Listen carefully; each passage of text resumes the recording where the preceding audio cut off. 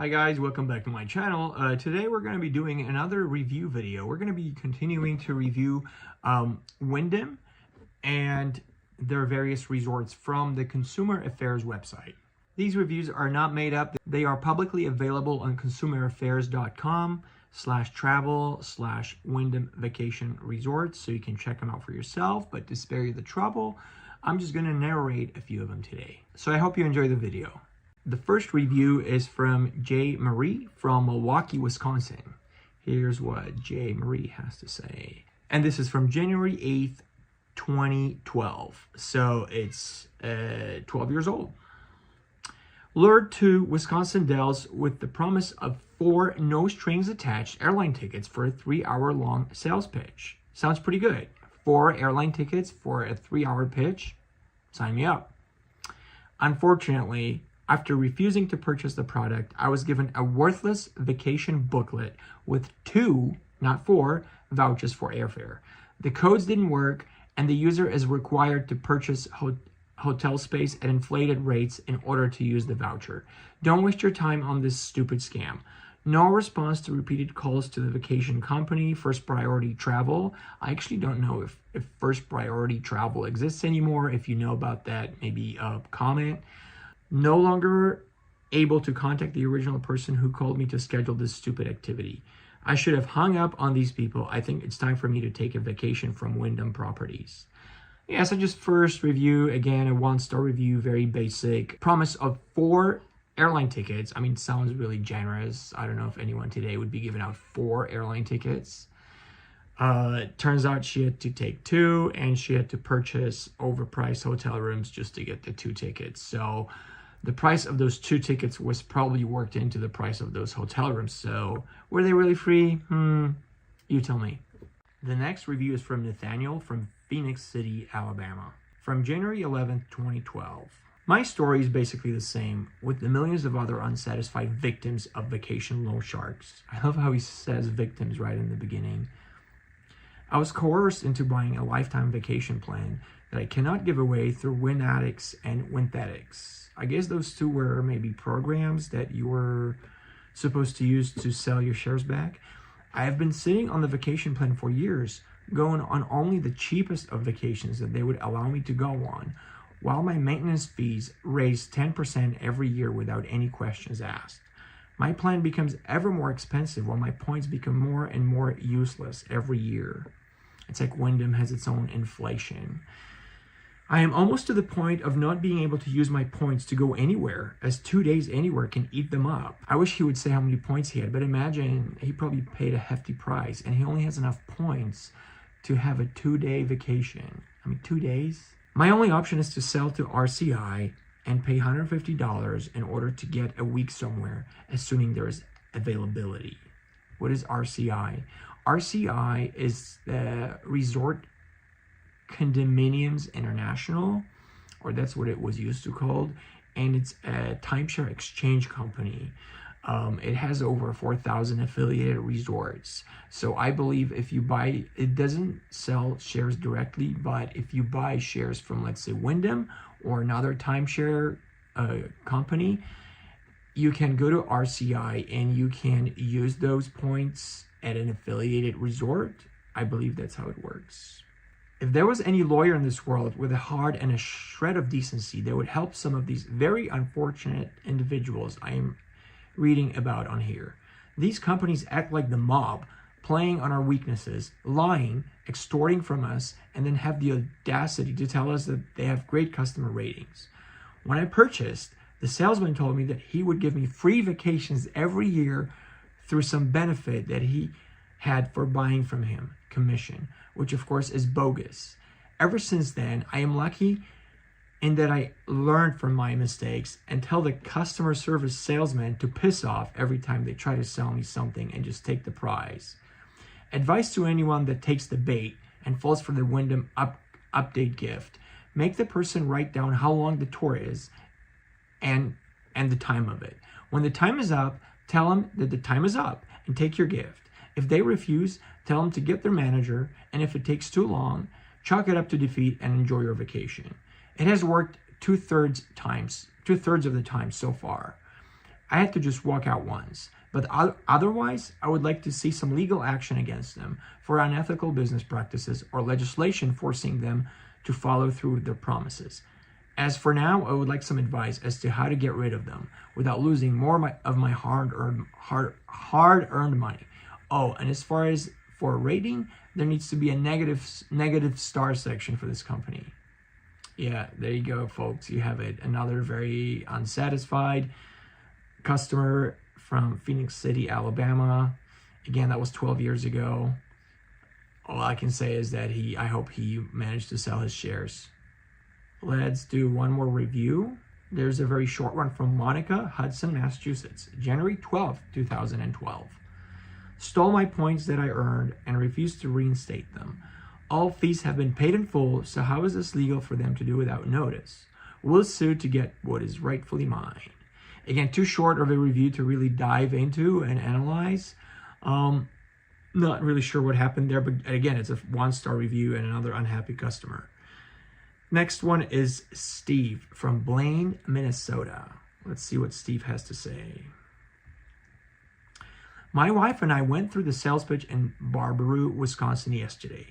We left after 2.5 hours without buying, so I may never know how many misleading statements were made by our salesman Joe, the follow-up guy, Coach, and the last salesman whose job was supposed to be to get a satisfaction survey, but who offered even more options. Here's what we were told, and maybe someone more familiar with the point system can tell me what's true and what's not. I'll just pause here and I will tell you that that is so typical. So that was 12 years ago. They still do this because I worked this job 2 years ago. And they have 2 salesmen. First, they will have a rookie or a junior salesperson that will try to sell you. You will say no. Then they will call a senior salesperson that will be much better at selling. And that senior salesperson will try to corner you even more, and they will drill it even more. They will pressure you more. They will use better sales tactics. If you manage to resist, which I truly hope you do, then they will say, okay, well, you're almost done. We're just going to do a little exit survey. And the person that will do the exit survey, their job is to sell you on some sort of a sale or a deal, or just to sell you like a sample vacation, a smaller amount of points, just something a lot cheaper, but still crappy. And it's just a hook to get you roped in for more in the future. So FYI, this is kind of how it works. It's always 3 people that are involved. We were offered 308,000 points under a VIP level program for $68,000. I'm sorry, for $68,000. This is 12 years ago. I know you can buy a house for $68,000 even today in Middle America, places like Ohio or Nebraska. Not in California, but Middle America, yes, you can buy a house for $68,000. This was 12 years ago. 12 years ago, you could buy a house in California for $68,000. The price was later dropped by Coach. Coach is the more senior guy, to $49,000. So like that, they just dropped the price by $20,000, plus $349 registration fee.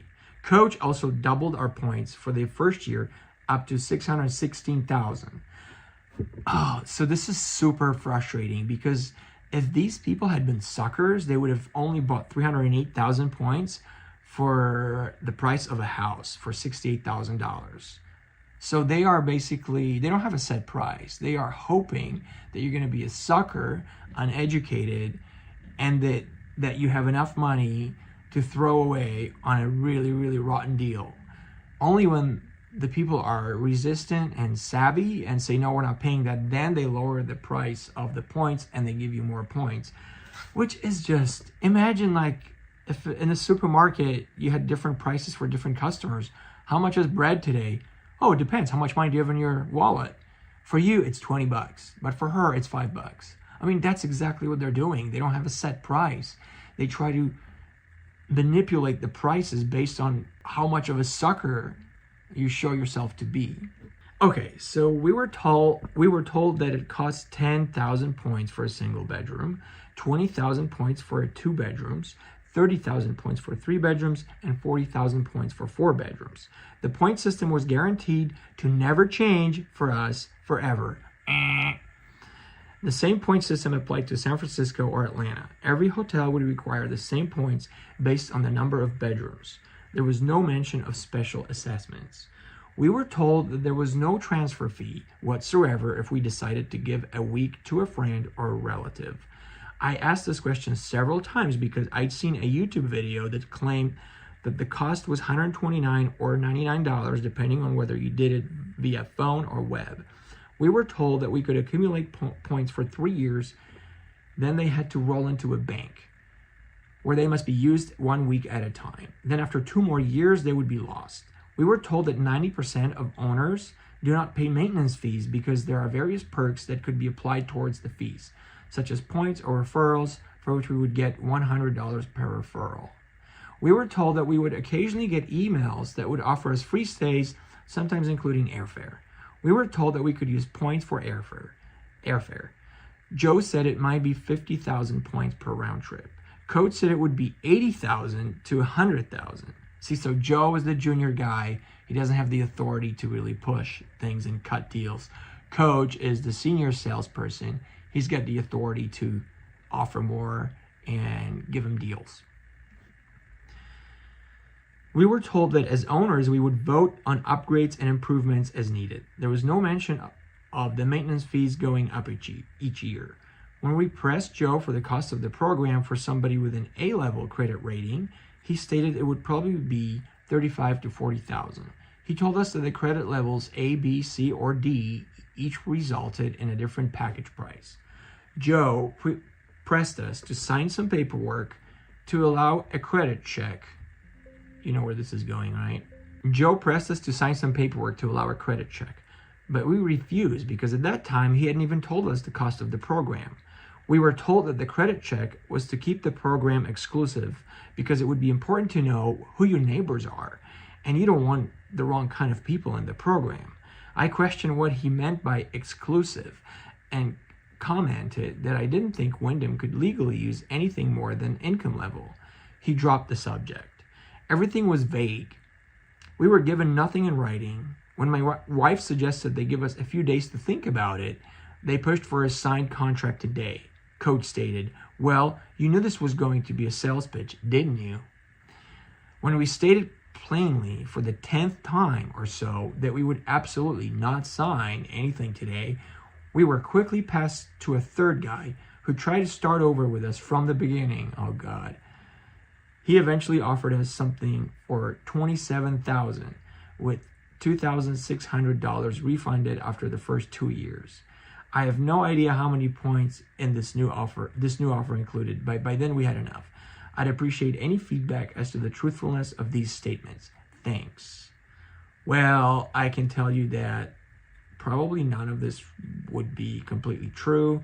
It sounds the 10,000 points per bedroom, that's not guaranteed. Unless you're getting that in writing, it's never guaranteed because a person can say anything in a room when they're not being recorded and there's no evidence of a promise. They can tell you they're selling you the Eiffel Tower and there's no contract. So I think that my guesstimate is that 80% of what they were told was fake. I think they were really lucky they did not buy anything from them. So good job on not getting scammed, Steve. The next review is from Linda from Front Royal, Virginia. Let's see what Linda has to say. It is again from January 2012. I am a widow and I first purchased a timeshare at Wyndham Governor's Place in Williamsburg, Virginia. I figured that I would be able to pay it off in about 5 years. About the amount of time I had before my husband's money was exhausted and I would have a 2-week vacation for the rest of my life. I was given a VIP status but was not told that I would only get that for 2 years and then I would have to pay extra for every time I use my points. So you have the points and you still have to pay to use your points if you're not a VIP and you're only a VIP for 2 years? I went to a timeshare with friends in the fall of 2010. I was asked to attend an upgrade session lasting no more than 1 hour. That was the biggest mistake of my life. I was bullied. I was lied to. I told the salesman over and over that I could not afford anything else. He loomed over me and declared that I could not afford not to take this deal. I was given papers to sign without proper time to review what it was that I was signing. He also opened a credit card in my name, which he declared was only my RCI rewards card that I would be given. Oh, bro, the lies. Like, you are not allowed to open a credit card for someone without telling them you're opening up a credit card. You're not allowed to sign anything without making sure the person, getting someone to sign something without making sure they know what they're signing. Oh, this is just atrocious. He said nothing about the $5,000 that he had charged that account or that it was a credit card. So he sold her a credit card and he charged $5,000 to it, which was probably a down payment on those points. And he didn't tell her. How is this legal? How is this how are those people not in prison? I don't get it. People go to prison for much smaller infractions, and these guys steal from people in office rooms, and they just get to go home and watch TV. He had me sign all sorts of documents with no time to review anything that I signed. He never even reviewed the settlement documents. I mean, okay, you could argue, if you don't know what you're signing, don't sign, and I get that. That lady should not have signed anything. But she did say in the beginning that she was bullied. If you bully someone into doing something, they're not acting in their sound mind. They're not in their sound mind. They're not making a conscious decision. They're making a decision under duress. So you could argue that maybe she did know better, but she was under duress. And if you're under duress, you will do things that you would not do normally. So I would definitely tend to be more gracious with those people that sign those papers that they haven't read, because they're under duress, they're under pressure, and they're basically bullied into signing those things. I called the company when I got home and complained, and they said to send the documents back, which I did. They sent me a letter telling me that it was too late to cancel. Of course. Normally the cancellation period is very short. It's only like 3 days. And I would have to pay because a contract is a contract. Last May, I went to San Antonio with a friend, and she was asked to attend one of those update sessions. And when they asked me if I would like to join, them, I told them about my experience at Alexandria, and also about going to their Edisto Beach resort, and how it was full of roaches, and they just sprayed and left the dead bugs all over the place. And also mentioned that there was a large dead roach upstairs in the middle of that place. I told them flatly I was unhappy, and that I definitely could not afford anything else. Oh, that is so gross. I mean, that's one thing about the East Coast. I'm in the California desert. We don't have a lot of roaches because roaches like humidity. So we only have roaches in resorts where they water the grass. Where I live, which is desert, I don't really water a lot. I have 0 roaches because they don't like dry heat.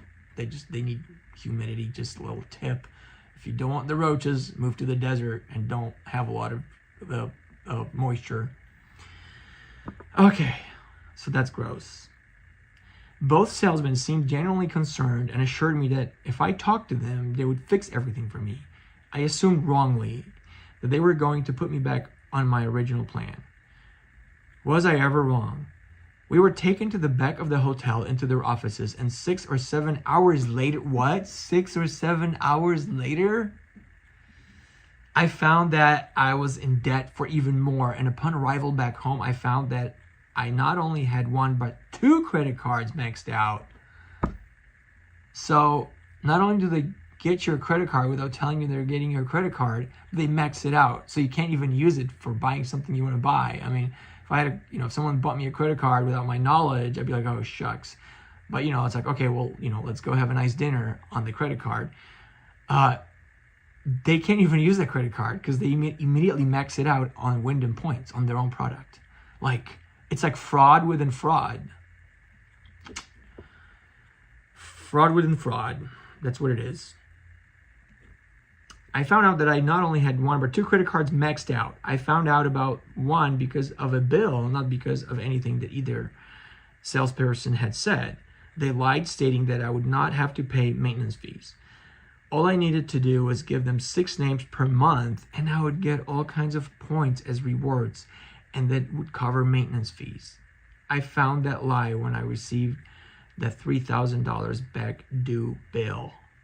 Wow, and that is from an MLM playbook. You know, MLMs will always want you to refer your friends and family.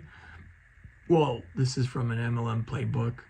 Yeah, just give us 7 names a month and we're going to waive the fees. First of all, that doesn't happen. They don't waive the fees. You just have to pay the fees.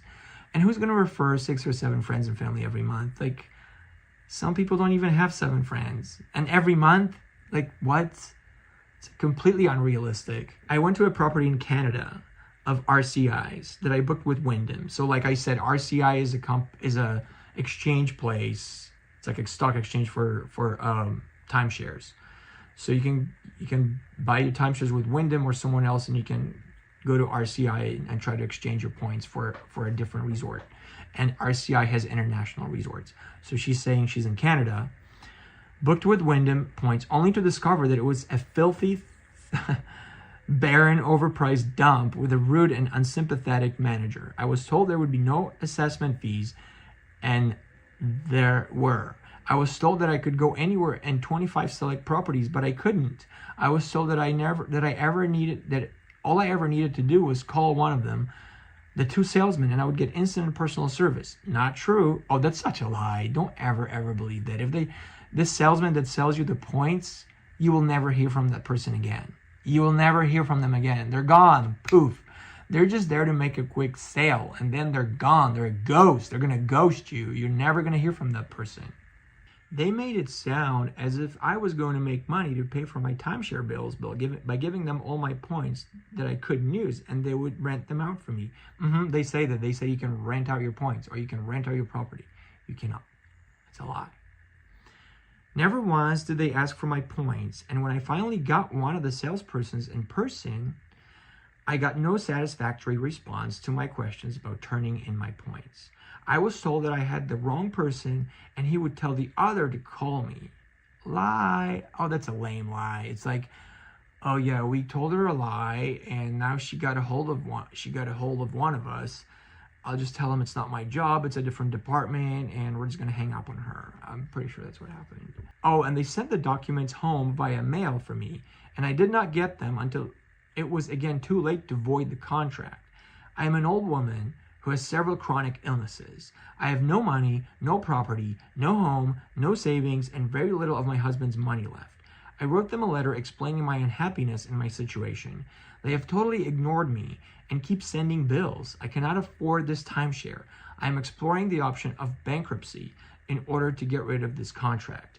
I would advise anybody and everybody to stay away from this company and its predatory salespersons. There ought to be a law against this kind of business.